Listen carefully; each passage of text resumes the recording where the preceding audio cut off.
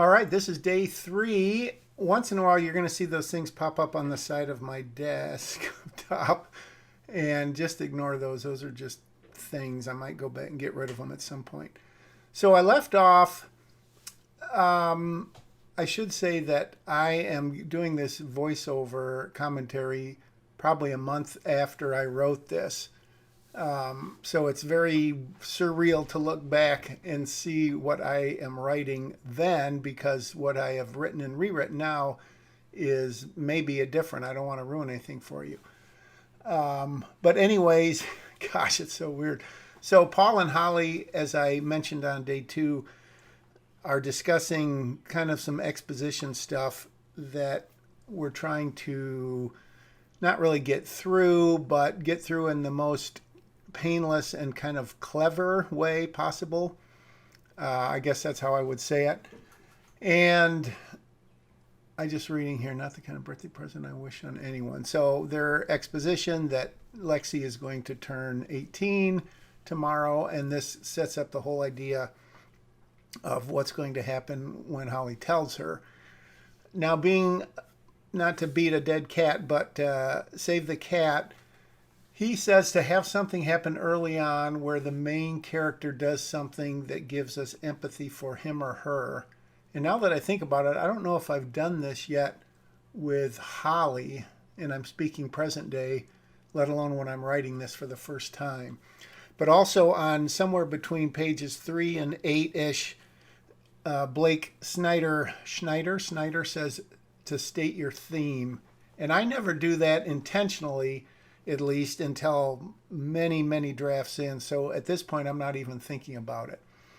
All right, so here we go. We've got Lexi and Abby, Gary and Larry, which not 100% set on these names. These names came from the previous script, No Accident, the pilot that I was working on that I think I've mentioned. So Gary and Larry, I don't know if... I asked one of my sons, who is a twin coincidentally, not coincidentally, because they're going to be attached to this script one way or another, what would be names that you would not want your parents to call you? And he came up with Gary and Larry. So that's what I'm going with for now.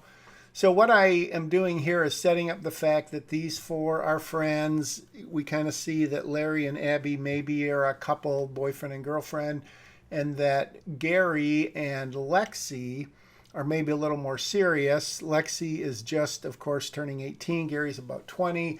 So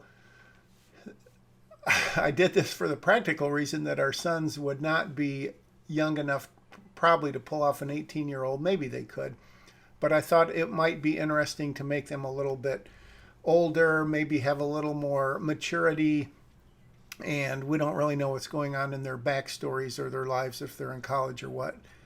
It doesn't really come into play, but I think that it just made it a little more interesting that they're not all in the same grade at school. So this is setting up the fact that they are going to do something that Abby hasn't told Holly about yet, her aunt. And so I'm just playing around with the dialogue again, trying to introduce this in a way that tells the audience what's going on, but does not feel like exposition, hopefully. And the way I do that is frequently start the scene as late as possible and end it as soon as possible. That's the old, not a cliche, that's the truth about screenwriting. So sometimes I'll start a scene as if a question has been asked, or obviously they're in the middle of a conversation, and you can just bang, hit them right off with something that's going to lead into, hey, what's this scene is going to be talking about? In this case, it's the fact that Lexi has not told Holly what she's going to do with her friends, and the fact that the friends are like, that might not be a great idea. Of course, ironically, or not ironically, Holly has got something to tell Lexi, and that is going to play into the scene where they obviously inevitably meet, and hopefully there'll be some conflict there, because as we all know, you must have conflict in every scene. You don't have to have people fighting and punching and shooting each other, but there has to be some sort of conflict. There's the conflict, there's the ticking clock, the raising stakes, the, switching. What's the other one? I can't remember. Getting the rug pulled out from you or something. But there's got to be a purpose to the scene, and it has to logically follow the previous scene, and it has to logically lead up to the next scene. And that's something that I think I'm pretty good at, because it's purely from a storytelling standpoint. But in a lot of scripts I read, I feel like I could literally shuffle scenes around and it wouldn't make a big difference. It literally, and I know I've mentioned this, it literally has to be a page turner. Whoever's reading your script, whether it's a lowly reader somewhere or an agent, if you're fortunate enough to have an agent, or a studio person or whatever, an actor, a director, what are you writing that is going to make them turn the page? Because there's so many scripts to read. There's so many other things they could be doing, and they've taken time to read your script, whether they've been told to or not. All right, lecture. So, and again, you can read what I'm writing, so I'm not going to read the dialogue or anything. But the other thing is, as you can see, I'm just constantly making changes to the dialogue, but every line has got to advance the story and or reveal character. I know I've said that, and I'm sure I'll say it a lot more, but it just, you got to do it, and it's so hard, because in a novel, you don't have to do that.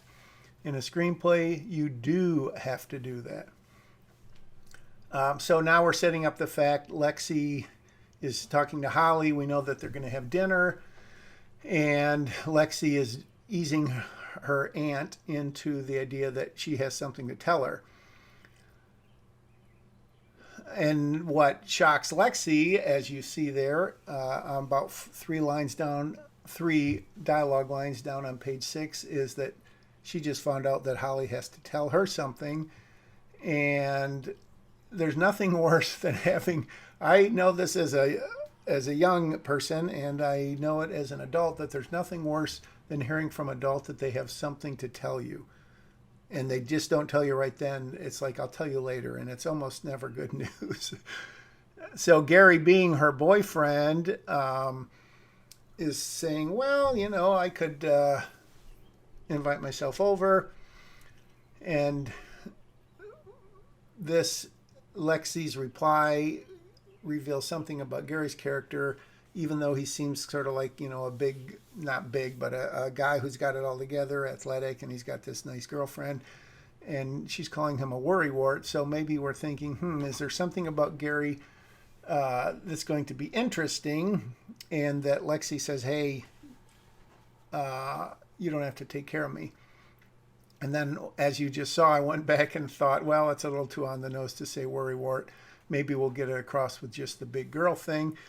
They've all got 4 cars. Now that I think about that, I might switch that to 3. In no accident, Gary and Larry, actually, one of them lived with their mom, one of them lived with their dad, who were divorced.